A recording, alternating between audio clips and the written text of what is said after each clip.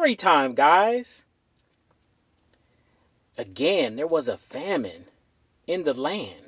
Everyone was hungry, including Anansi and his family. His son, Kiwaskiza, walked through the forest looking for whatever he could find.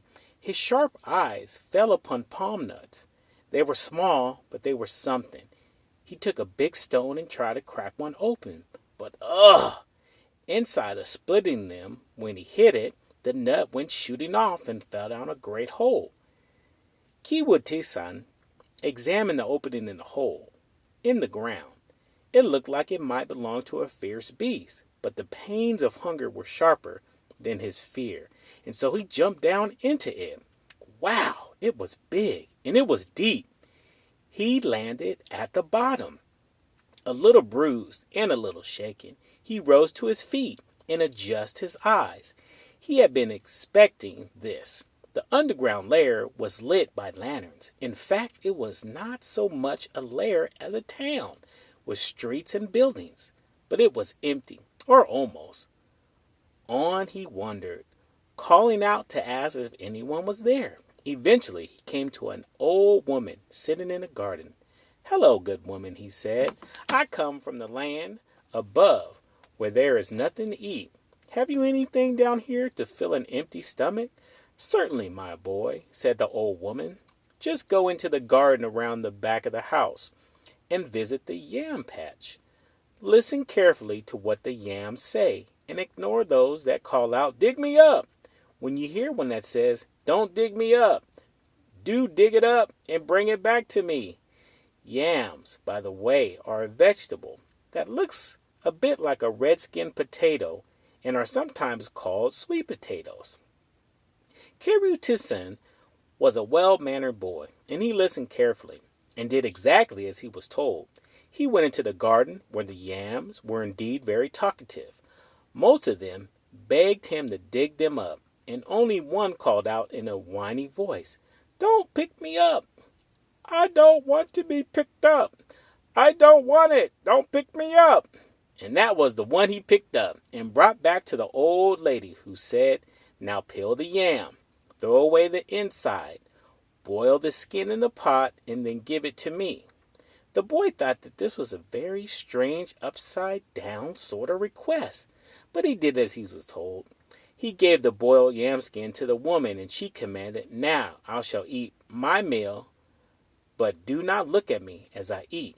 "Yes, ma'am," said the boy, and he covered his eyes with his hand while she ate. When she had finished her meal, she said, "Go back into the garden and choose a drum." But he sure not to take the one that says, "Ding dong." Instead, make sure you choose a drum that says, "Dong ding."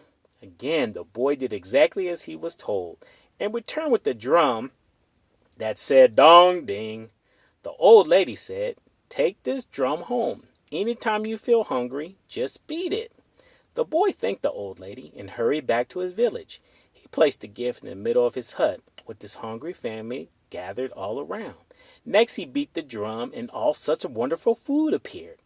Keikosisa was keen to share his good fortune with the whole village. He called everyone to the meeting, placed and beat the drum once more.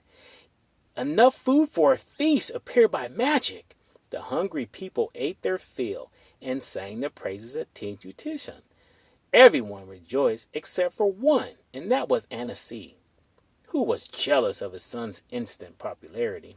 "If I had a drum like that, I could be rich," he thought, and every day he badgered his son to tell him how he found it. Eventually, Tintutishan was worn down by his persistent father, and he told him the story of the old lady who lived below the ground. He showed him the hole that he had fallen into, and Anansi jumped down into it, just as his son had done before him. He wandered around, calling out, "Is anyone here?" until he came upon an old woman sitting in a garden. Most unlike his son, he spoke rudely to her, saying, "What are you waiting for? I haven't got all day. Give me some food." The old lady took no offense. She said, "Just go into the garden behind the house, visit the yam patch, listen carefully to what the yams say. Don't pick the ones that say, 'Pick me up,' but do pick the ones that say, 'Don't pick me up.'" And Anansi, who was a very suspicious sort of person, replied, "Don't take me for a fool. I see right through your tricks, you old witch. If a yam warns me not to pick it up, and I just root it up regardless, something nasty is going to happen to me." And since that was his line of thought, he went to the yam patch and seized one of the yams that were crying out to be taken. And he ignored the one that said, "Don't take me." He brought it back to the old lady, and just as with his son, she told him to boil the skin of the yam and throw away the center. "What foolery," declared Anansi. And he did the opposite of what he was told. When he boiled the center, it turned into a stone, but he gave it to the old lady to eat anyway. "Please don't look at me while I eat," said the old lady.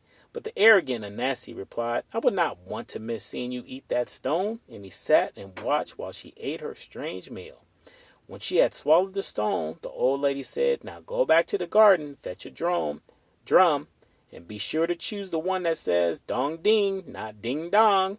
Dong ding. What kind of drums goes dong ding?" explained Anansi. And he went to the garden and chose one that went ding dong. When he showed it to the old lady, she told him to take it to his village and beat it whenever he felt hungry. "Now you're talking," said Anansi. And this time he did as he was told. He ran back to his village and called everyone to the meeting place, as his son had done before. He beat the drum, but this time no feast appeared. No food, not even a few crumbs.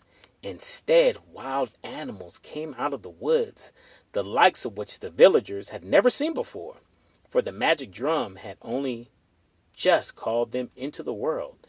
There came lions, crocodiles, rhino, all colors of snakes, and scary, dangerous, fierce-looking animals, and all the villagers ran as fast as they could, cursing Anansi for his tricks. As for Anansi, he climbed a tall tree to escape the beasts. From there, he looked down at the empty village and the magical drum, and he called the old woman every bad name under the sun.